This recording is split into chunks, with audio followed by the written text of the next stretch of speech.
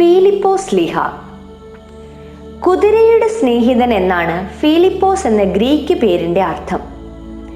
ഗലീലയിലെ ബെത്സൈദ സ്വദേശിയായ ഫിലിപ്പോസിന്റെ തൊഴിൽ മീൻപിടുത്തമായിരുന്നു. ഷീമോനെയും സഹോദരനായ അന്ത്രയോസിനെയും ശിഷ്യത്വത്തിലേക്ക് വിളിച്ചതിന്റെ പിറ്റേ ദിവസമാണ് ഫിലിപ്പോസിനെയും ശിഷ്യത്വത്തിലേക്ക് വിളിക്കുന്നത്. ഫിലിപ്പോസ് ആണ് നഥാനിയേലിനെ യേശുവിനെ പരിചയപ്പെടുത്തുന്നത്. യോഹന്നാൻ 1:45-46 വാക്യങ്ങൾ. ന്യായപ്രമാണത്തിൽ മോശയും പ്രവാചകന്മാരും എഴുതിയിരിക്കുന്നവനെ കണ്ടെത്തിയിരിക്കുന്നു. അവൻ യോസഫിന്റെ പുത്രനായ യേശു എന്ന നസറേത്തുകാരൻ എന്ന് പറഞ്ഞു. യേശുവിനോട് ഗുരു, പിതാവിനെ ഞങ്ങൾക്ക് കാണിച്ചു തന്നാലും എന്നാവശ്യപ്പെടുന്നതും ഫിലിപ്പോസ് ആണ്.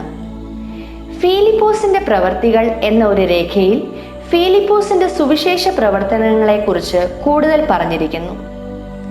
ഫിലിപ്പോസ് ഏഷ്യയിലെയും ലിദിയയിലെയും വിവിധ ഭാഗങ്ങളിൽ സുവിശേഷം അറിയിച്ചു കഴിഞ്ഞ് പുരാതന ഗ്രീക്ക് നഗരമായ ഹിയറാപോളിസിൽ എത്തുകയും അവിടെ വെച്ച് തലകീഴായി ക്രൂശിൽ തറയ്ക്കപ്പെട്ട് രക്തസാക്ഷി മരണം വരിക്കുകയും ചെയ്തു.